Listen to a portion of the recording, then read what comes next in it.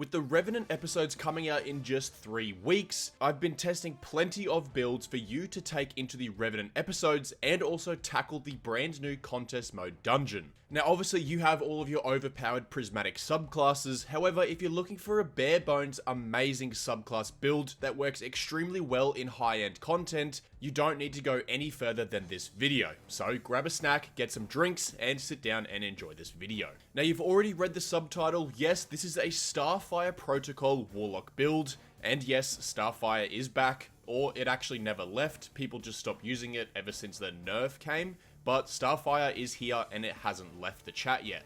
Now the original nerf to the Starfire Protocol Warlock build is basically the amount of grenade energy back from standing in an empowering rift was heavily reduced, so that we could no longer stand in front of bosses and spam out fusion grenades with our Wither Horde. However, this build around the Starfire Protocol works quite similar, however we aren't using empowering rifts to get our fusion grenades back. With the help of some fragments and aspects and ignitions and scorch stacks, we're going to be getting our fusion grenades back just as quick, but this is more of a utility build and also killing adds around us rather than dealing boss damage. As we all know, Warlocks with the aspect Touch of Flame turns our fusion grenade into one of the highest dealing grenades in the entire game. It's going to cause the fusion grenade to explode twice, granting enough scorch stacks to ignite, and this season with the artifact mods such as Solar Fulmination, our ignitions are going to do an incredible amount of damage, so now is the perfect time to try out this build. As you can see from the footage on screen right now, I'm pretty much chaining solar grenades back to back, combining this with healing rifts and the Hylian aspect. There is just scorch stacks and ignitions going absolutely crazy. Paired with the best gun in the game right now, Aberrant Action, with heal clip and incandescent on this as well, everything is just dying in a second. I'm full health, nothing is even getting close to me, and even Yellow Bar and mini bosses are getting absolutely destroyed. So without further ado, let's get straight into this build and break this down so that you can simply understand it. Jumping over into our subclass here, we're going to be needing to use the Warlock Solar subclass, and this is purely because unfortunately with Prismatic we don't get fusion grenades. Bungie knew if they gave us fusion grenades in Prismatic we would be broken, so unfortunately it's just a bare bones Solar subclass here. On the abilities, Healing Rift is the important one here. Burst Glide, Incinerator Snap is very important for extra ignitions and just dealing massive damage to mini bosses or any yellow bars that you need to kill very quickly. Obviously the grenade here is going to be Fusion Grenade. Moving over into the aspects, Hylian is by far your best friend here. This thing is amazing. With the help of some fragments and mods, you're pretty much going to have infinite healing rifts, which means 100% uptime on Hylian, providing more scorch stacks on the battlefield, and obviously a decent amount of damage and more ignitions. The other aspect is Touch of Flame. This one is incredibly important. This makes our fusion grenades explode twice, as you can see down the bottom there. This one is amazing. This just makes our fusion grenades double in damage and add more scorch stacks. It is very, very important we run Touch of Flame with this build. If you don't want to run Hylian, you can sub this out for Icarus Dash. Obviously dashing around the battlefield is very useful, especially in that high-end content. Getting out of combat and getting into cover very quickly is very useful. I wouldn't really recommend using Heat Rises, as this build relies on getting kills without fusion grenades to, restore more fusion grenades, so Heat Rises is not needed here. Do not run this at all. Overall, I would recommend running Hylian. It's more damage, more ignitions, you can't go wrong with it. Jumping down here into the 4 fragments. The first one is Ember of Ashes. You apply more scorch stacks to targets. Obviously this build is revolving around getting ignitions on enemies, so applying more scorch is very easy and it causes those ignitions to happen sooner. Ember of Char is very, very important. Anytime your ignitions go off, any enemies damaged by those massive explosions will receive extra scorch stacks. Sometimes this will put that enemy over the line for them to then ignite, and then this can just keep chaining. Anytime something ignites, it spreads scorch, that enemy will then ignite, and that spreads scorch. This one is like a chaining domino effect. Ember of Benevolence here is the most important out of this entire build. Applying Restoration, Cure, or Radiant to allies grants increased grenade, melee, and class ability regeneration for a short duration.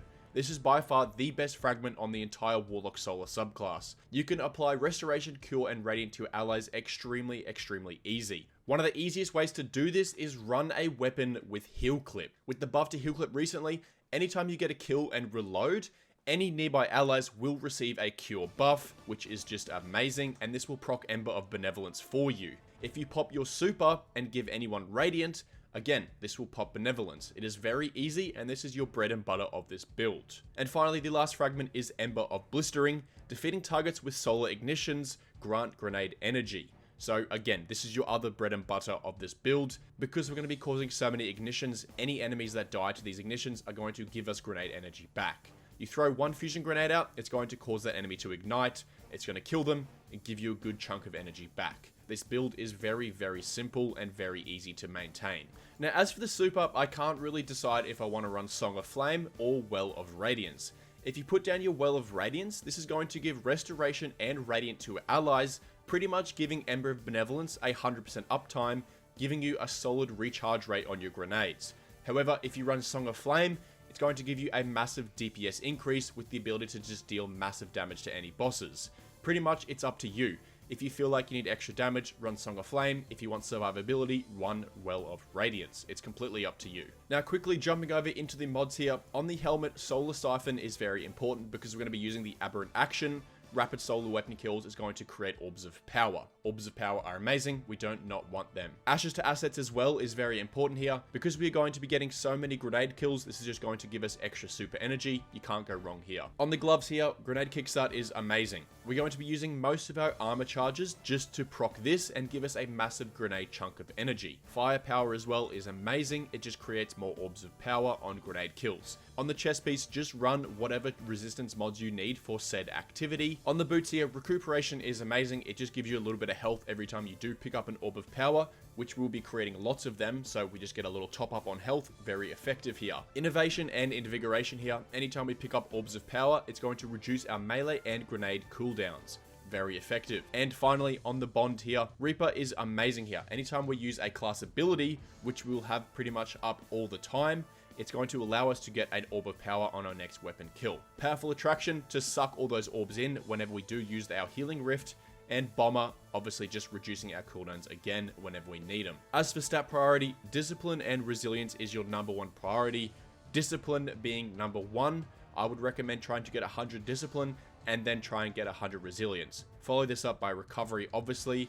But those are our three main stats here. Just try and get Discipline up to 100. And that is pretty much the entire build right there. Now I'm just going to quickly go over the simple rotation that is needed so that you don't fully screw this build up. Like I said earlier in the video, running an Aberrant Action is by far the best weapon that you could use with this build. Having Heal Clip and Incandescent is amazing.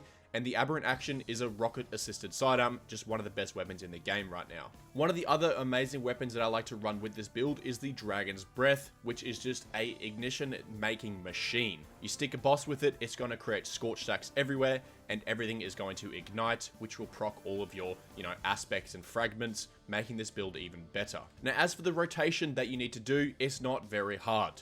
Just throw out a fusion grenade into a big pack of enemies, and make sure it kills a few enemies with ignitions and spreads more scorch.